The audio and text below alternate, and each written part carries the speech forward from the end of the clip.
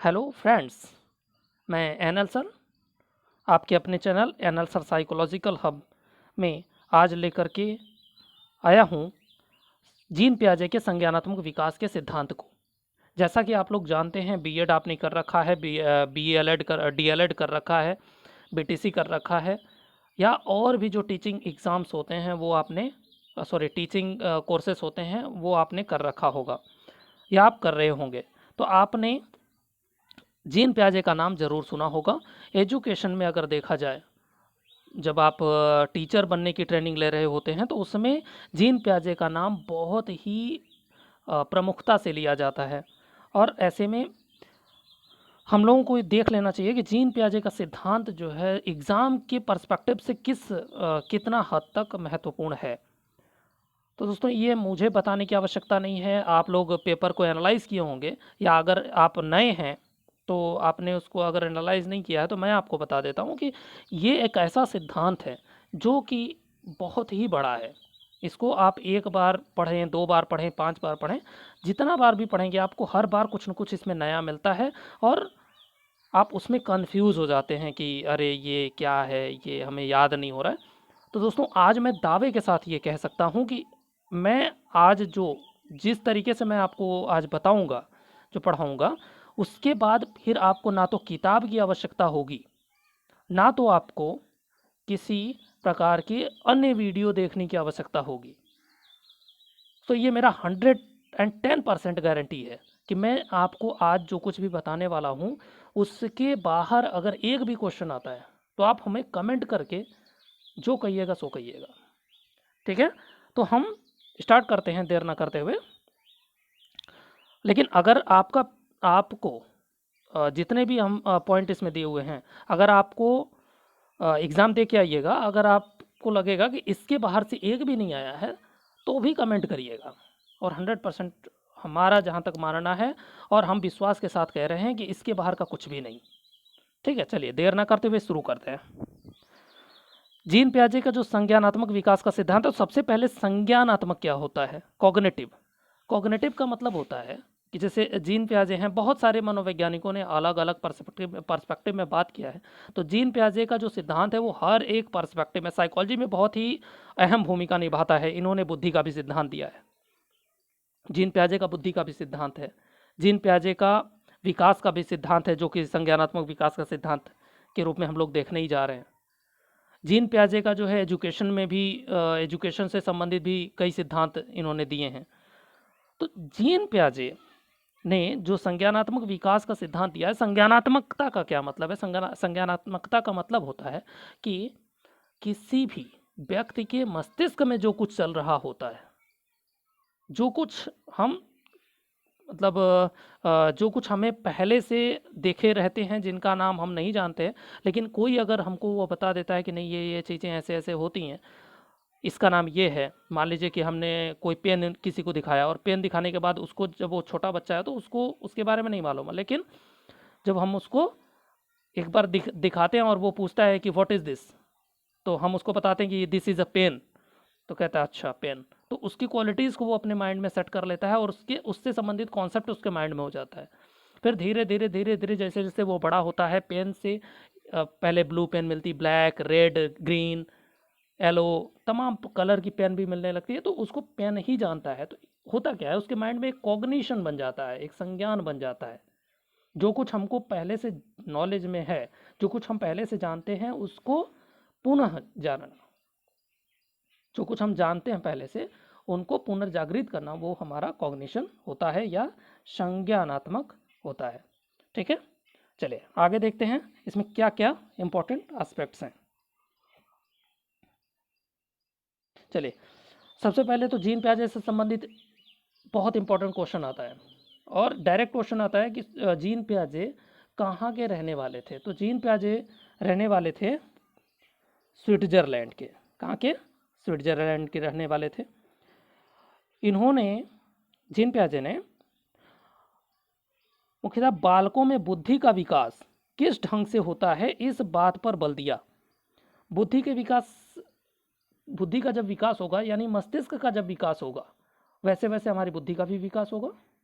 तो हमारी बुद्धि का विकास किस ढंग से होता है, किस एज में कितनी बुद्धि होती है, किस एज के बाद बच्चा क्या करेगा, किस एज के बाद क्या करेगा, उसका अध्ययन इन्होंने अपने सिद्धांत के अंतर्गत किया है। देखिए जितना भी पॉइंट है हर से क्वेश्चन बनता है कि एक क्वेश्चन तो ये बन जाएगा कि स्विट्जरलैंड सॉरी जीन पियाजे कहाँ के रहने वाले थे, तो स्विट्जरलैंड के रहने वाले थे। जीन पियाजे का सिद्धांत मुख्यतः किन बातों पर बल दिया है, तो जीन पियाजे का जो सिद्धांत है वो विकास के बालक के संज्ञानात्मक विकास को के बारे में बल दिया है। ठीक है, फिर इसके बाद तीसरा आ जाता है जीन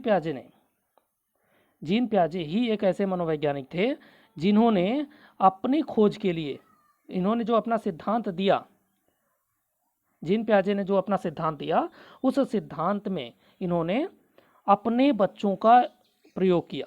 इन्होंने 11 वर्षों तक लगातार अपने बच्चों का अध्ययन किया और किसी अन्य के बच्चों को इन्होंने आधार नहीं बनाया। और यही एक ऐसे मनोवैज्ञानिक थे जिन्होंने डायरेक्ट अपने बच्चों को प्रयोग में लाया। जैसा कि आप लोग जानते होंगे कि बहुत सारे मनोवैज्ञानिकों को आप पढ़ेंगे तो कोई बिल्ली पर किया, कोई कुत्ते पर किया, कोई चूहे पर किया। हर मनोवैज्ञानिक अन्य मानव को छोड़ करके लोगों को कई अन्य जानवरों को के ऊपर प्रयोग किया, क्योंकि अगर मानव के ऊपर प्रयोग करेंगे तो सिंपल सी बात है कि भाई एक बार कोई आपके प्रयोग में सम्मिलित हो जाएगा, 2 बार प्रयोग में सम्मिलित हो जाएगा, तीसरी बार वो थप्पड़ मार देगा, कहेगा भाटो तुम्हारा प्रयोग हो गया भाड़ में, हम तुम्हारे प्रयोग में कोई हिस्सेदारी नहीं रखते, हमसे कोई मतलब नहीं है, तो वो तो फिर प्रयोग आपका फेल हो जाएगा। तो इन्होंने ये अपना प्रयोग अपने स्वयं के बच्चों के ऊपर किया, 11 वर्षों तक किया। ठीक है, इसके बाद इन्होंने कहा कि बच्चा जो होता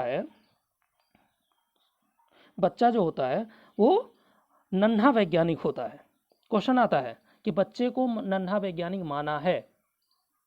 देखिए ये बहुत ही मोस्ट इंपॉर्टेंट क्वेश्चन है, बच्चे को नन्हा वैज्ञानिक माना है, तो नन्हा वैज्ञानिक किन्होंने माना है, जीन पियाजे ने। ठीक है, चलिए आगे बढ़ते हैं। अब जीन पियाजे का जो सिद्धांत है वो मुख्यतया 6-7 बिंदुओं को आधार बना करके डेवलप किया गया था। उन्होंने अपने सिद्धांत में इन सारी बातों को, जो भी बातें यहाँ पर कही गई हैं, इन बातों को अगर आप सही से समझ जाएंगे तो इनका सिद्धांत आप कभी जीवन में भूलेंगे ही नहीं, कभी नहीं भूलेंगे आप। ठीक है, चलिए एक एक चीज़ को हम समझते चले जाते हैं। सबसे पहले संगठन क्या होता है, तो आप लोगों को पता होगा कि संगठन का क्या मतलब होता है। संगठन का मतलब है कि जो आप सिंपल तरीके से सोचिएगा, किसी आप मान लीजिए कि आपका जो कॉलेज है जिसमें आप बीएड कर रहे हैं, बीटीसी कर रहे हैं, डीएलएड कर रहे हैं या कोई और कोर्स कर रहे हैं, वहाँ को उसको संचालित करने के लिए विभिन्न प्रकार का प्रशासनिक पद होगा। जैसे उसमें जो है आपका क्लर्क भी होगा, प्रिंसिपल होगा, टीचर्स होंगे और ओएस होगा, यानी बहुत सारे लोग चपरासी होगा। तो बहुत सारे पद जब एक साथ बहुत सारे लोग मिल करके जब एक पूरे कार्य को मतलब किसी एक लक्ष्य को प्राप्त करने में जब कई सारे लोग मिलते हैं तो उनको कहा जाता है एक ऑर्गेनाइजेशन, एक संगठन। ठीक है, ठीक इसी बिंदु को जीन पियाजे ने कहा कि हमारा जो मस्तिष्क होता है, जो हमारा कॉग्निशन होता है, वो क्या करता है, अकेले कुछ नहीं करता है। उसमें हम देखते हैं, हम सुनते हैं, हम महसूस करते हैं, हम जो है बहुत सारी क्रियाएं अपने मस्तिष्क में एक साथ करते हैं। उसका जो परिणाम होता है वो कहलाता है संगठन। ठीक है, अगर हम परिभाषित रूप में देखें तो संगठन से तात्पर्य है प्रत्यक्षीकृत तथा बौद्धिक सूचनाओं को सार्थक पैटर्न जिन्हें बौद्धिक संरचना कहते हैं में व्यवस्थित करने से होता है। यानी जो कुछ हम देखते हैं, सुनते हैं, समझते हैं, जो कुछ महसूस करते हैं, उसको हम किसी एक निश्चित पैटर्न में रख लेते हैं और इसके बाद उसको हम कह देते हैं कि नहीं ये सुख है, ये दुख है, ये रोना है, ये हंसना है, इस समय हमको खाना खाना है, तो उसको हम क्या कहते हैं, संगठन कहते हैं। ठीक है, अब चलिए दूसरे पर करते हैं, दूसरी बिंदु पर चलते हैं। अनुकूलन। ठीक है, अनुकूलन में क्या होता है कि आप सिंपल तरीके से कि जब हमारे पास कोई नया ज्ञान, हम जब कुछ नया करने जाते हैं तो अनुकूलन की 2 परिस्थितियां होती हैं आपके सामने हमेशा। या तो आप उसके अनुकूल हो जाते हो या तो आप उसको अपने अनुकूल बना लेते हो। जैसे मान लीजिए कि आप जैसे जाते हैं किसी सर्दी भरे प्रदेश में, मतलब सॉरी, आप ऐसी जगह जाते हैं जहाँ पे बहुत सर्दी पड़ती है। तो जब आप वहाँ पे जाते हैं तो या तो आप क्या करते हैं, आप उसको उसके अनुकूल होने के लिए आप क्या करते हैं कि वहाँ के इन्वायरमेंट को तो आप बदल नहीं पाते हैं, तो आप स्वेटर पहन लेते हैं, आप अपने साथ हीटर रख लेते हैं, गर्म कपड़े रख लेते हैं, यानी बहुत सारे कार्य करते हैं जिसके कारण आप वहाँ पर रह पाते हैं, अनुकूलित कर पाते हैं। या हम अपने यहाँ का ही देख लें, सर्दियों में हम जो है स्वेटर पहनना शुरू कर देते हैं, रजाई ओढ़ना शुरू कर देते हैं, कंबल ओढ़ना शुरू करते हैं। और गर्मी में क्या करते हैं, गर्मी में धीरे धीरे हमारे पास कपड़ों की संख्या कम होती चली जाती है। ठीक है, तो ये भी एक अनुकूलन की प्रोसेस है। एक चीज़ हो गया, हमने क्या किया, हमने अपने आप को मौसम के अनुकूल बना लिया। और दूसरा एडॉप्ट कर लिया, दूसरा क्या है कि हम एसी लगा लिए, हम जो है घर में हीटर लगा लिए। तो जब सर्दी रही तो हमारा हीटर वाले हीटर से जो है गर्म, पूरा इन्वायरमेंट गर्म हो गया, तो हमें वहाँ पे कपड़ा, अतिरिक्त कपड़ा पहनने की कोई आवश्यकता ही नहीं है। अगर गर्मी बहुत ज़्यादा है तो हमने एसी लगा ली, एसी लगा ली, सर्दी वाली मतलब ठंडी हवा देने वाली एसी लगा ली। तो अब उसमें क्या हुआ कि वो धीरे धीरे धीरे धीरे उस मौसम के अनुकूल हमको एडजस्ट करने में मदद कर दिया। तो फिर हमें किसी भी अन्य मतलब अतिरिक्त कपड़े की आवश्यकता ही नहीं हुई। तो इसको कहते हैं अनुकूलन। अगर हम इसको परिभाषित करें तो कहते हैं कि अनुकूलन वह प्रक्रिया है जिसके द्वारा व्यक्ति अपने पूर्व ज्ञान तथा नवीन अनुभवों के मध्य संतुलन स्थापित करता है। ठीक है, चलिए दोस्तों, ये दोनों चीज़ें जो थीं इससे तो क्वेश्चन नहीं आता है, लेकिन ये तीसरा एसिमिलेशन, आत्मसातकरण, एसिमिलेशन, ये बहुत इंपॉर्टेंट है। चलिए, एसिमिलेशन को आज हम एकदम बहुत इजी लैंग्वेज में समझने का प्रयास करेंगे। हेडक नहीं लेना है आपको, बस सुनते जाइए, सुनते जाइए, और ज़रूरत हो तो आप नोट्स भी बनाते चले जाइएगा। ठीक है, और कोई प्रॉब्लम हो तो आप कमेंट करके पूछ सकते हैं। आत्मसातकरण, आत्मसातकरण में क्या होगा कि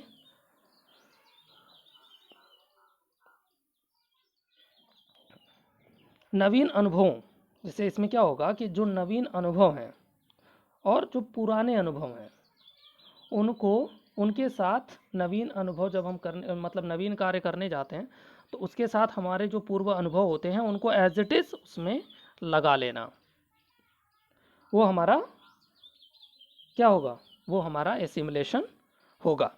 जैसे मान लीजिए कि आप जहाँ के भी रहने वाले हों, आपको मान लीजिए कि घर से आपके विद्यालय जाना है, तो घर से आपके विद्यालय जाने के लिए जो रास्ता एक बार आपको बताया गया, जो प्रोसेस आपको बताई गई, आप उस प्रोसेस को फॉलो कर रहे हैं। अगर आप उसी प्रोसेस को फॉलो कर रहे हैं, उसी रास्ते को फॉलो कर रहे हैं, एज इट इज़ फॉलो कर रहे हैं, तो वहाँ पर क्या हो जाएगा, वो होता है आपका एसिमुलेशन, आत्मसातीकरण। आप उसको आत्मसात कर लिए, जो किसी ने बता दिया, जो किसी ने कह दिया, जो कहीं आपने पढ़ लिया, उसको एज इट इज़ आपने उसको अपने अंदर बैठा लिया, वो आपका आत्मसातीकरण होता है। ठीक है, आई थिंक समझ गए होंगे आप। क्वेश्चन आता है सीधे सीधे, यदि एक मैं क्वेश्चन आपके सामने रख देता हूँ, यदि एक शिशु किसी वस्तु को उठाकर अपने मुंह में रख लेता है तो यह उदाहरण किस प्रकार का होगा। क्योंकि एक वस्तु जो है वो किस पर्पज से रखता है, वो खाने के पर्पज से रखता है। तो जब वो खाता है, जो बच्चा होता है, बच्चा अक्सर कोई भी वस्तु उठाएगा, उठा करके मुंह में डालने का प्रयास करता है। तो जब वह मुंह में उठा करके डालता है तो उसको हम क्या कहते हैं, वो एसिमुलेट करता है, वो सात कर लेता है। जैसे कि अगर उसको हम कोई भी चीज़, जब वो बहुत छोटा होता है तो उसको तो हम जो है हथौड़ा तो पकड़ा नहीं देंगे कि आप उसको ईंट तोड़िए, ईंट तोड़ो तुम, या फिर किसी को उसको डंडा नहीं पकड़ा देंगे तो मारो उसको, कोई और कार्य तो हम उसको कराएंगे नहीं। हम उसको क्या करते हैं, ज़्यादा से ज़्यादा उसको खाने वाली चीज़ें देते हैं। इसलिए वो कोई भी वस्तु जब पाता है तो उसको क्या करता है, उसको यही लगता है कि ये भी खाने की चीज़ है, और उसको उठा करके मुंह में डाल लेता है। यानी जो कुछ भी आप उसको सिखाते हैं, जो कुछ भी, जो रास्ता, जो मार्गदर्शन आप एक बार कर लेते हैं, अगर वह उसी मार्गदर्शन पर किसी दूसरे कार्य को भी कर रहा है या फिर वो उस कार्य को उसी तरीके से कर रहा है, तो इसका मतलब वो क्या कर रहा है, वो एसिमुलेशन कर रहा है या आत्मसातीकरण कर रहा है। ठीक है, चलिए इसके बाद है समायोजन। समायोजन, चलिए फ्रेंड्स, इसके बाद आपका एकोमोडेशन। एकोमोडेशन में क्या होगा, एकोमोडेशन ठीक आपके एडाप्टेशन के जैसा ही होता है। इसमें आपको क्या होगा कि अगर आपको कहा गया कि ठीक है आपको विद्यालय जाना है, हम सेम एग्जांपल ले लेते हैं कि घर से आपके विद्यालय आपको जाना है, आपको एक बार रास्ता बता दिया गया कि ठीक है इस रास्ते से आप चले जाइएगा, पहुंच जाइएगा। आप अगर सेम टू सेम रास्ता फॉलो करते हैं तो इसका मतलब क्या हो गया कि आप एसिमुलेट कर रहे हैं। अगर मान लीजिए कि आप रास्ते में जा रहे हैं और रास्ते में जाते समय आपने देखा कि जिस रास्ते से आपको बताया गया था उस रास्ते में कोई रुकावट आ गई है या उस रास्ते को काट दिया गया है, उस रास्ते में कोई एक्सीडेंट हो गया है, रास्ते में कुछ हो गया है जिसके कारण आप आगे नहीं जा सकते, तो आप क्या करते हैं, क्या किए कि आप घर लौट करके, अगर आप घर लौट करके आ जाते हैं तो वहाँ पर आप एसिमुलेट कर रहे हैं। और अगर आप क्या करते हैं कि वहाँ पे आप सीधे ना जा करके, ठीक है कोई बात नहीं, अगर रोड जाम है तो मैं दूसरा रोड पकड़ लेता हूँ, तो अगर आप बताए गए रास्ते को ना फॉलो करके आप अपने हिसाब से कोई दूसरा रास्ता चुन लेते हैं तो वो आपका समायोजन कहलाता है। और समायोजन जो है हम ज़्यादातर परिस्थितियों में करते ही करते हैं। ठीक है, चलिए दोस्तों आगे देखते हैं। आपका समायोजन हो गया, इसके बाद इक्विलिब्रियम, इक्विलिब्रेशन यानी साम्य धारण। तो साम्य धारण में दोस्तों ये होता है कि जो हमारा एसिमुलेशन होता है और एकोमोडेशन होता है, दोनों को बैलेंस करने का काम, यानी हम जो है एज इट इज़ किसी की बातों को फॉलो भी ना करें और किसी को बुरा भी ना लगे, हम अपने हिसाब से कार्य भी कर लें और उसकी बातें भी रह जाए। जैसे मान लीजिए कोई ये कहता है कि आप मार्केट जाना, तो मार्केट जा करके मेरे लिए दवा लेके आना और श्री कृष्णा मेडिकल स्टोर से ले आना। ठीक है, तो अगर कोई ये व्यक्ति कहता है कि श्री कृष्णा मेडिकल स्टोर से लेके आना, तो आपने कहा ठीक है मैं लेके आऊँगा। अगर आप उसको दवा लेने जाते हैं और आपको वहाँ पर दवा नहीं मिलती है या वो मेडिकल स्टोर बंद मिला, तो आपने क्या किया, वहाँ तक तो आपने एसिमुलेशन का कार्य किया।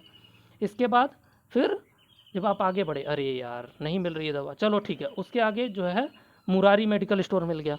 तो जब आप वहाँ पे गए मुरारी मेडिकल स्टोर पर, तो वहाँ पर दवा आपको मिल गई और आपने दवा लिया और लेकर के चले आए। आकर के आपने बताया कि भैया जो है श्री कृष्णा मेडिकल स्टोर बंद था तो मैंने यहाँ से दवा ले ली, प्रॉब्लम सॉल्व हो गई, कोई प्रॉब्लम ही नहीं है। तो यहाँ पर क्या किया आपने, यहाँ पर आपने दोनों को बैलेंस किया, यहाँ पर एसिमुलेशन को भी रखा और एकोमोडेशन को भी रखा। मैं जो एग्जांपल दे रहा हूँ दोस्तों, ये आपका सीटेट का क्वेश्चन ही है, ये आपका एक तरीके से सीटेट का क्वेश्चन है, ये कहीं ना कहीं पूछा गया है। ठीक है, तो आप लोग इस एग्जाम्पल को आधार बना करके एग्जाम्पल से सीखने का प्रयास करिएगा। ठीक है दोस्तों, चलिए आगे बढ़ते हैं। इक्विलिब्रेशन हो गया, इसके बाद कंजर्वेशन। कंजर्वेशन यानी संरक्षण। संरक्षण के लिए जीन पियाजे कहते हैं कि बच्चे में जो है कंजर्वेशन की प्रवृत्ति होती है, संरक्षण की प्रवृत्ति होती है। बच्चा क्या करता है कि छोटे छोटे टुकड़े टूटे फूटे खिलौनों को इकट्ठा करता है, टूटी फूटी वस्तुओं को इकट्ठा करता है। जैसे आप लोगों का बचपन अगर आपको याद हो, हमें अपना बचपन याद है कि जब दीपावली होती थी तो दीपावली के बाद जो दीपक छत पर जलते थे, तो छत पर जलने के बाद वो दीपक क्या होते थे, ऐसे ही वो तो अनयूज़ हो जाते थे, हमारे लिए किसी काम के थे नहीं। लेकिन जब हम बहुत छोटे थे तो उन दीपक को सबसे पहले सुबह जग करके हम उन दीपक को बीन लेते थे, इकट्ठा कर लेते थे। जब हम इकट्ठा कर लेते थे इसके बाद उससे हम तराजू बनाते थे और भी बहुत सारे खिलौने हम उससे बनाते थे। तो आप क्या करते थे, वो प्रवृत्ति आपकी बचपना अवस्था में पाई ही जाती है। तो जीन पियाजे कहते हैं कि हर एक बच्चे में कंजर्वेशन की प्रवृत्ति पाई जाती है। ठीक है, यानी संरक्षण की प्रवृत्ति पाई जाती है। आगे है कंजर्वेशन हो गया, इसके बाद कॉग्निटिव स्ट्रक्चर। कॉग्निटिव स्ट्रक्चर में क्या होता है कि बच्चा जो भी सीखता है, जो कुछ देखता है, जो कुछ सुनता है या महसूस करता है, उसका एक मैप उसके मस्तिष्क में बनता है। जैसे मान लीजिए कि जब बच्चा बहुत छोटा होता है, तो वो किसी के भी पापा को पापा पापा कहने लगता है, किसी के भी मामा को मामा कहने लगता है। यानी उसके तो पापा एक हैं, मामा हो सकते हैं दो चार हों। किसी को भी वो मम्मी कहने, मतलब किसी भी महिला को देख लेगा तो कभी कभी मम्मी भी कहने लगता है, हालांकि ऐसा नहीं होता है, बट कभी कभी ऐसा हो जाता है। तो ऐसा क्यों होता है? ऐसा इसलिए होता है कि उसको पता है कि अगर एक महिला होगी या कोई एक पुरुष है और उसका ये फिजिक ऐसा ऐसा है, तो इसका मतलब क्या हो गया, ये हमारे पापा हो सकते हैं। तो वो पापा पापा कह करके बुलाने लगता है। तो क्यों होता है? क्योंकि उसके मस्तिष्क में एक चित्र बन गया है। कॉग्निटिव स्ट्रक्चर जीन पियाजे के अनुसार यही है कि किसी भी बच्चे के, मान लीजिए क्वेश्चन आता है इसमें सिंपल तरीके से कि अ, एक बच्चा किसी भी पुरुष को देख करके पापा पापा कहने लगे, या किसी महिला को देख करके मम्मी मम्मी कहता है या बुआ बुआ कहता है, तो उस बच्चे में कौन सी प्रक्रिया वर्तमान में चल रही होती है? तो उस समय कौन सी प्रक्रिया चल रही होती है? उस समय उसके मस्तिष्क में कॉग्निटिव स्ट्रक्चर बन रहा होता है, संज्ञानात्मक संरचना बन रही होती है। ठीक है, चलिए नेक्स्ट देखते हैं।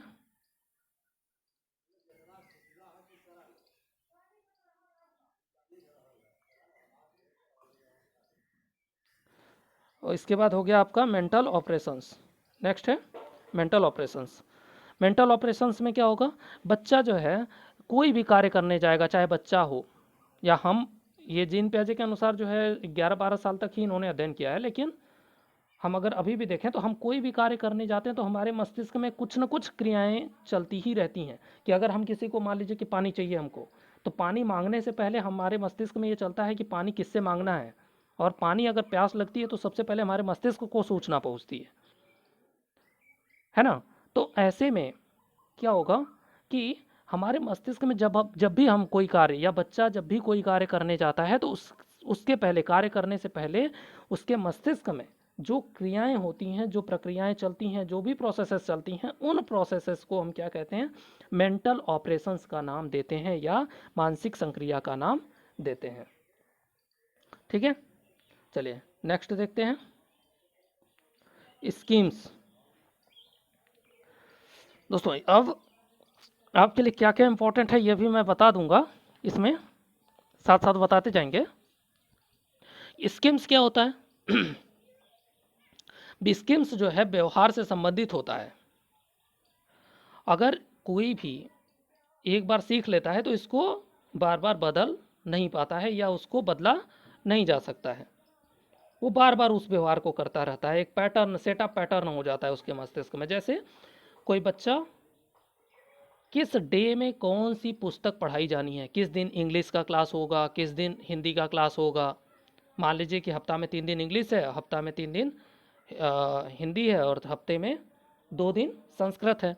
तो किस दिन हिंदी पढ़ाया जाएगा, किस दिन इंग्लिश पढ़ाया जाएगा, किस दिन संस्कृत पढ़ाया जाएगा, तो बच्चे को हर बार बताना नहीं पड़ता है, उसको एक बार बता दिया, एक बार सिखा दिया, उसके बाद वो उसी के अनुरूप कार्य करने लगता है। या फिर हमने उसको एक बार टाइम टेबल समझा दिया कि इस दिन टी शर्ट पहनना है, इस दिन उसको ड्रेस पहनना है, इस दिन उसको शूज़ पहन के जाना है, इस दिन उसको स्पोर्ट्स शू पहनना है, वो उसके अनुरूप जो डेट जिस कपड़े के लिए निर्धारित की जा सॉरी जो डे जिस कपड़े के लिए निर्धारित किया जाता है, वो उसके अनुसार ही पहन करके जाने लगता है। तो उसको हम कहते हैं स्कीम्स। उसके मस्तिष्क में एक स्कीम बन जाती है कि इस दिन ये है, इस दिन ये है, इस दिन ये पढ़ाना है, इस दिन ये पढ़ाना है।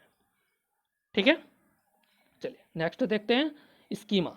ये बहुत इंपॉर्टेंट है, इसको बहुत अच्छी तरीके से समझिएगा आप।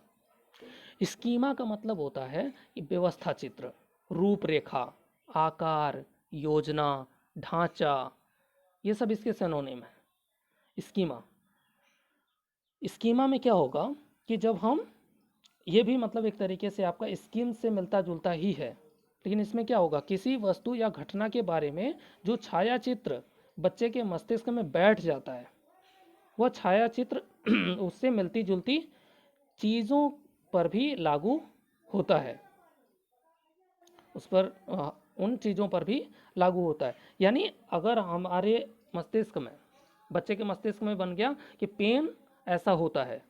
तो पेन किसी भी प्रकार का पेन होगा तो पेन को देख करके अगर उसके मस्तिष्क में एक बार स्कीमा बन गया कि हाँ ये पेन होता है, ये कॉपी है, ये पापा हैं, ये मम्मी हैं, एक बार अगर स्कीमा उसके मस्तिष्क में बन गया, एकदम स्पष्ट स्कीमा बन गया, उसके मस्तिष्क में एक व्यवस्था चित्र बन गया, तो वो कभी भी उस चित्र को वो मिटा नहीं पाता है।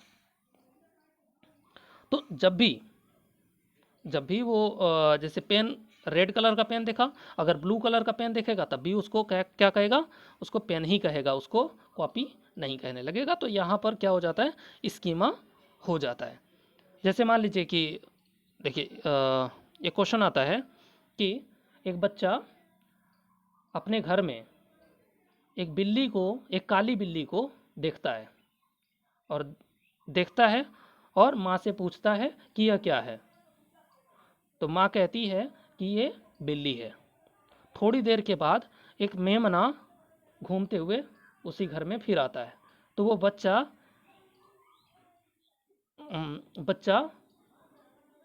बिल्ली बिल्ली कह करके उसको चिल्लाने लगता है, बिल्ली बिल्ली कह के चिल्लाने लगता है। तो इसमें जीन पियाजे के अनुसार इसमें बच्चे की कौन सी प्रक्रिया पूरी नहीं हुई है। तो कौन सी प्रक्रिया पूरी नहीं हुई है, स्कीमा पूरा नहीं हुआ है, स्कीमा नहीं बना है उसके मस्तिष्क में। अब मान लीजिए कि यहाँ पर सेम थोड़ा सा क्वेश्चन को चेंज अगर कर दिया जाए तो एक काली बिल्ली को देखता है और उसको देख करके पूछता है माँ से, तो माँ कहती है बिल्ली है। फिर इसके बाद जब मेमना आता है तो मेमना को देखता है और फिर बोलता है कि मम्मी ये क्या है, या फिर वो बिल्ली बिल्ली कहता है तो मम्मी उसको डांट करके बोलती है कि नहीं ये बिल्ली नहीं है, मेमना है। फिर मम्मी से वो बोलता है कि नहीं ये बिल्ली जैसा ही तो दिख रहा है, फिर इसे मेमना क्यों है। मम्मी उसको समझाती है कि नहीं ये जो है ये बिल्ली म्याऊं म्याऊं करके बोलेगी और मेमना मैं करके बोलेगा। तो जब ये बोलेगा तब तुमको समझ में आ जाएगा। फिर जब वो दोनों को समझ लेता है सही तरीके से, दोनों में अंतर करना, डिस्क्रिमिनेशन करना सीख लिया, तो इसका मतलब उसके मस्तिष्क का जो स्कीमा है वो बन गया। ठीक है, स्कीमा मतलब एक जस्ट लाइक अ कॉन्सेप्ट। ठीक, चलिए उम्मीद करते हैं कि आपको समझ में आ रहा होगा।